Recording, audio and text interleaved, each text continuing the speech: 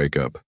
Before you even open your eyes, your body has already decided something about the next 60 minutes. Maybe you're reaching for your phone before your feet hit the floor. Maybe you're lying there for 10 extra minutes, refusing to move even though you're technically awake. Maybe you're already mentally rehearsing your whole day before you've had a single sip of water. None of that feels like a decision. It feels automatic. It feels like a habit you picked up somewhere along the way, or a flaw you keep meaning to fix once you finally get more disciplined. It isn't either of those things. It's your temperament talking. Stick with me here.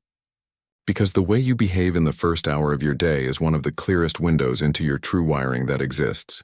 Not your job title, not your relationship status, not even what you say about yourself when someone asks who you are.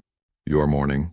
And once you see this pattern clearly, you will not be able to unsee it in yourself or in every single person around you. Let's go back for a second to where this idea even comes from. Centuries ago, thinkers proposed that people fall into 4 broad temperaments: choleric, melancholic, phlegmatic, sanguine. The language sounds old, almost medical, a little dusty even. But strip away the Latin, and what's left is something surprisingly modern. 4 different default settings for energy, focus, and emotional reactivity, all installed long before you had any say in the matter. Modern psychology didn't throw this old idea away. It refined it, tested it, and in many ways confirmed pieces of it. Researcher Hans Eysenck spent decades studying why some people seem to need constant stimulation just to feel like themselves, while others feel completely overwhelmed by that exact same amount of input. His arousal theory suggested that our nervous systems come pre-tuned. Some of us run on a high baseline level of arousal, some of us run low, and nowhere does that internal setting reveal itself faster, or more honestly, than in the first hour after you wake up, before your social mask has had time to go on.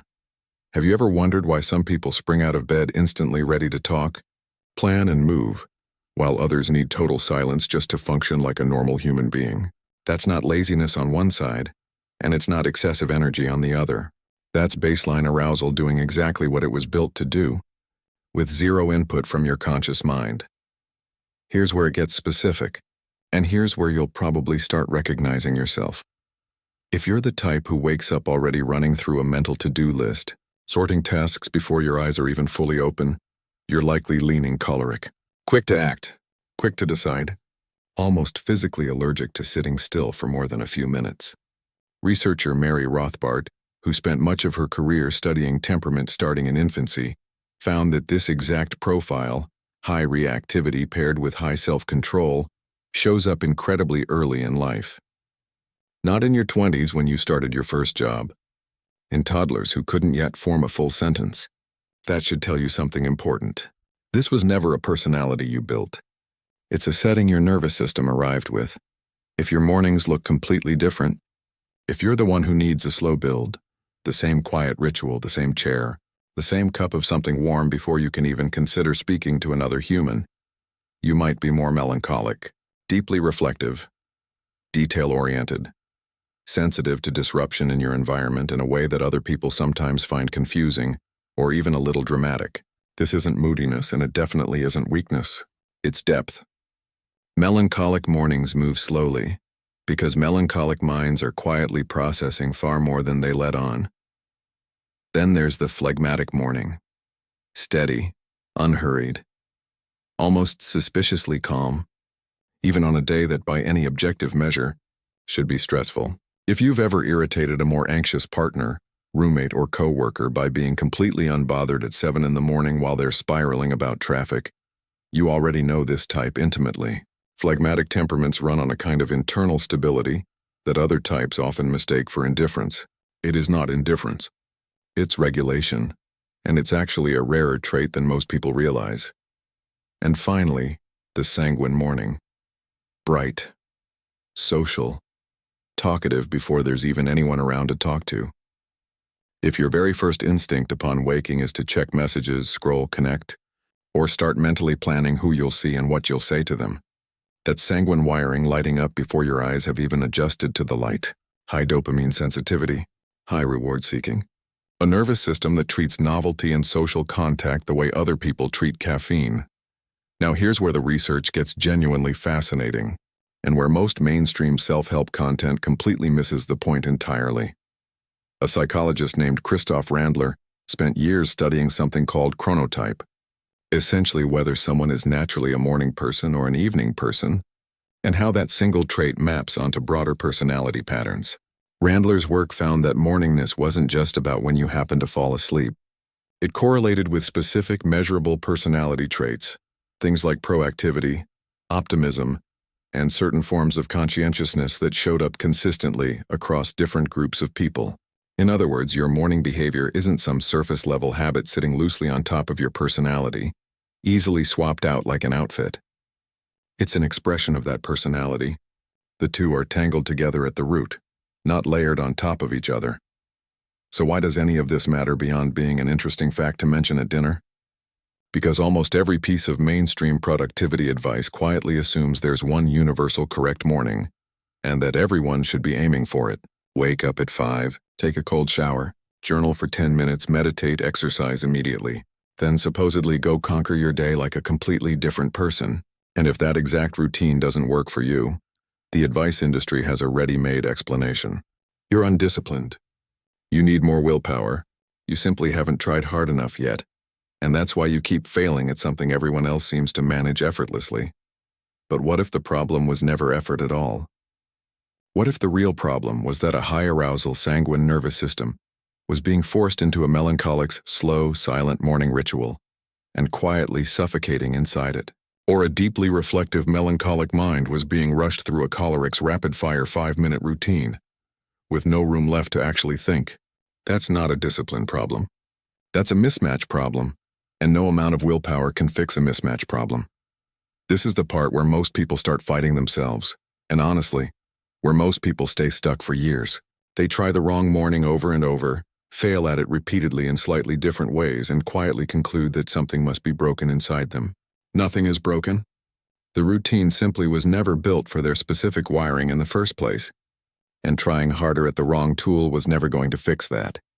Once you actually know your true temperament, your morning stops being a battlefield you lose every single day and starts becoming a tool you finally know how to use. If you're choleric, give yourself something concrete to conquer immediately upon waking. A short, sharp task, a quick workout, a clear decision to make before breakfast. Forced stillness will frustrate you and drain you, so stop forcing it onto yourself just because someone online insists meditation is non-negotiable. If you're melancholic, protect your slow build like it's the most productive part of your entire day, because it usually is. Don't let anyone, including your own inner critic, rush your first 30 minutes. That quiet isn't wasted time. It's how your best thinking, your clearest insights, and your most honest self-assessments actually get generated.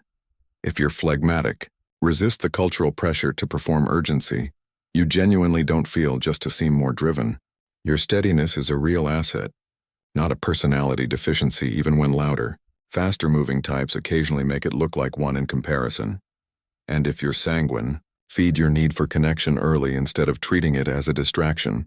A quick message to a friend, a short, warm conversation, isn't pulling you away from your morning. For you specifically, that connection often is the morning, the actual fuel that gets the rest of your day running properly. Here's a question worth genuinely sitting with for a moment. How much of your life have you spent trying to copy someone else's morning routine, word for word, app for app, instead of designing your own around what your nervous system has been quietly trying to tell you the entire time? Because that's really what this all comes down to in the end. Your temperament isn't some flaw hiding inside your daily routine, waiting to be corrected through enough effort. It's the engine that's been running underneath that routine the entire time, whether you've ever noticed it or not. Eysenck saw it in arousal levels measured carefully in a lab. Rothbart saw it in toddlers before language had even fully formed in their minds. Randler saw it decades later in how morningness quietly predicted personality traits across entire groups of adults. Different researchers, different decades, different methods entirely. And yet the same underlying truth kept surfacing again and again.